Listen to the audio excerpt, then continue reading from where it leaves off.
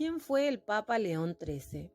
Vincenzo Gioacchino Pecci nació el 2 de marzo de 1810 en Italia. A los 8 años estudió en un colegio jesuita. Fue ordenado sacerdote a los 27 años. El Papa Pío IX lo nombró cardenal carmalengo a los 67 años. En 1878 fue elegido Papa con 69 años. Adoptó el nombre de León XIII. Su pontificado duró 25 años, uno de los más largos de la historia. El 15 de mayo de 1891, el Papa León XIII publicó la encíclica Rerum Novarum. Ante la terrible explotación laboral de los obreros, la Iglesia no podía quedarse sin hacer nada. Su respuesta fue un documento en donde explicaba cómo estaba la situación obrera y defendiendo la justicia y a los trabajadores. La solución que daba pasaba porque el Estado, la Iglesia, el trabajador y el empresario tenían que trabajar juntos. La Carta Magna del Trabajo tuvo una gran influencia a finales del siglo XIX. Esta situación tenía que cambiar. Comenzaron las revueltas obreras y las huelgas. La Iglesia se puso de parte del trabajador con la Rerum Novarum. La encíclica tiene 4 capítulos. 1. Socialismo. 2. La Iglesia y el problema social. 3. Deberes del Estado. 4. Las asociaciones. La Rerum Novarum se origina por una situación social muy pobre e injusta por parte del sector obrero que está viviendo en manos del capitalismo industrial, que crece de forma feroz contra la pobreza del trabajador ante un Estado ausente. Esto es un caldo de cultivo para el socialismo, donde el Papa pone un freno al odio y el choque de clases sociales, a los abusos por parte del empresario, como también la falta de derechos del obrero. En este documento, el Papa prepondera la propiedad privada como derecho natural del hombre y coloca en primer lugar a la familia con derechos y deberes que de ningún modo dependan del Estado, y marca como ley plenamente inviolable de la naturaleza que todo padre de familia pueda defender y alimentar a sus hijos. Insiste que es un error muy grande pretender que el Estado ocupe un lugar paternalista e intente intervenir en la intimidad de las familias. La Iglesia y el problema social. La Iglesia pide la cooperación de todos, más actividad entre los gobernantes, ricos, pobres. También busca que las diferentes clases sociales se unan para buscar la solución de la situación de los obreros. Concordia, no lucha. La sociedad, dichas dos clases, hayan de armonizarse concordes entre sí para lograr un equilibrio. Ni el capital puede existir sin el trabajo, ni el trabajo sin el capital. El principal deseo del Papa León XIII era restablecer la paz en un violento conflicto surgido entre el capital y el trabajo. Patronos y obreros, no causar daño al capital, derecho a abstenerse a la violencia. Y los deberes del capitalista, no considerar a los obreros como esclavos, darle un descanso dominical, limitaciones de trabajo diario, prohibición de trabajo infantil, protección de la mujer trabajadora y un reconocimiento por un salario justo. Sobre el uso de las riquezas es bien para la igualdad de la humanidad, derecho natural del hombre, es la propiedad privada de los bienes, que no es lícito, sino absolutamente necesario. Es un deber socorrer a los necesitados. No se trata de obligación de justicia, sino de caridad cristiana.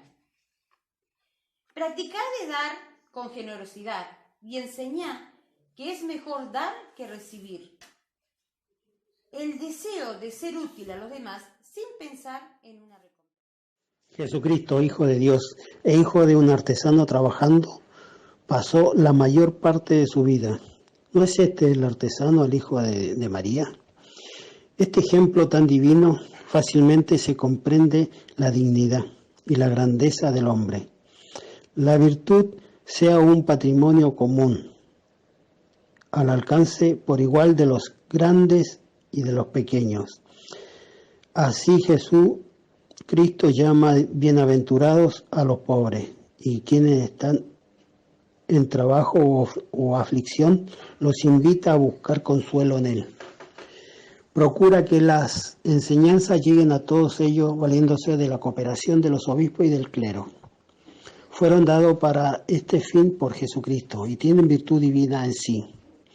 Penetrar hasta lo más íntimo de los corazones y obligar a los hombres a que obedezcan la voz de su deber, que amen con singular amor a Dios y al prójimo. Por la luz del Evangelio, la vida de Jesucristo, Dios y hombre, penetró en toda la sociedad civil. Así quedó con su fe, su precepto y sus leyes.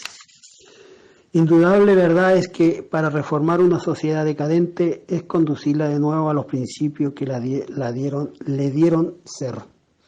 Esto es verdad de toda sociedad humana y lo es también de la clase trabajadora.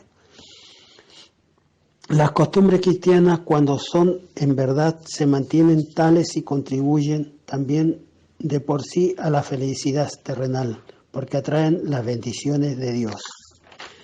La Iglesia contribuye directamente al bien de los proletarios y creando y promoviendo. A los diáconos instituidos precisamente para ello, dieron a los apóstoles la misión de ejercitar la beneficencia cotidiana, porque se emplean para alimentar y sepultar a los pobres y auxiliar a los niños y niñas huérfanos, así como a los ancianos. Poco a poco se fue formando así aquel patrimonio que la Iglesia guardó siempre religiosamente como herencia propia de los pobres.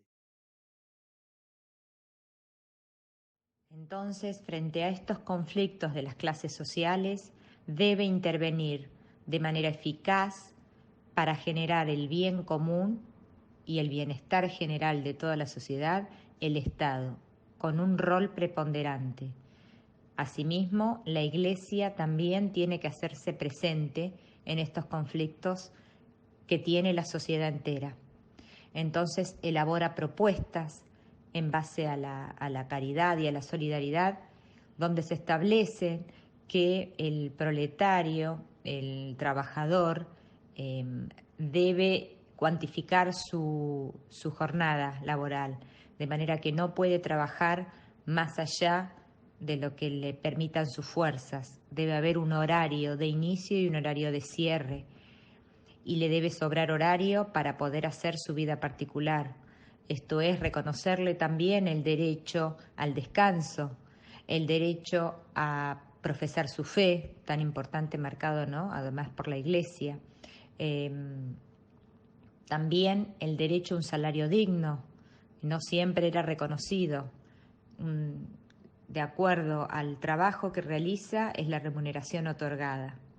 Esto viene en consecuencia, obviamente, con la propiedad privada que hablaron mis compañeros, que es un derecho natural que debe ser ejercido dentro de los límites de la justicia, y también una capacidad de ahorro que tenga el trabajador para mantener a su prole: vivienda, trabajo, alimentos, descanso, religión. Todo esto debe estar regulado. Las normas deben ser claras para todos los integrantes de la sociedad, claras y justas. Por eso fue el inicio de la Rerum Novarum, del reconocimiento de grandes derechos personalísimos del ser. Asociaciones. La unión entre capitalistas y obreros pueden ayudar a las necesidades de las personas mediante la creación de instituciones como la Sociedad de Socorro Mutuo. Prestan un servicio que beneficia al obrero, su familia y a otras personas. La creación de patronatos para niños, jóvenes y ancianos. Las asociaciones de obreros para cuidar los intereses del trabajador y buscar el bienestar y prosperidad de éste y su familia. La conciencia del hombre lo impulsa a buscar ayuda ajena para cumplir sus objetivos y sostenerse mutuamente. Cuando la sociedad civil es universal para el bien común, todos los ciudadanos tienen derecho en la debida proporción, se llama pública. Aquellas cuales el fin próximo es solo particular de los socios son privadas. El Estado no puede prohibir la formación de asociaciones, es un derecho natural del hombre. Cuando las sociedades tengan un fin contrario a la honradez y conforme con la recta razón, el Estado puede intervenir, oponerse a su formación o disolver las ya creadas. Las asociaciones y órdenes religiosas de todas clases ayudaron al bienestar de la humanidad. Administrada por la Iglesia, el Estado no puede interferir en su administración y decisión. Hubo casos de esto no sucedió y fueron expropiados sus bienes y avasallados sus derechos. La asociación de obreros son importantes para defender los intereses de los obreros, cuando estos por sus fines o métodos son alejados del espíritu cristiano. Los obreros cristianos pueden formar sus asociaciones obreras cristianas. He de destacar la labor de los que tratan por medios honestos de mejorar la calidad de vida de los obreros y de su familia, reconocer y tratar de fortalecer la relación entre patrones y obreros, administrar honestamente los bienes de la asociación, poder realizar libremente el reglamento adecuado para su asociación. Los obispos tienen que animar y cuidar la vida espiritual de los obreros. Como conclusión, cada uno deberá cumplir con lo que le corresponde. El gobierno cooperando con buenas leyes, los patrones tengan siempre presentes sus deberes, los obreros cumpliendo honestamente con su trabajo y la Iglesia con su acción eficaz, procurar la inclusión y bienestar de todas las clases sociales bajo la luz del Evangelio para la salvación de todas las almas.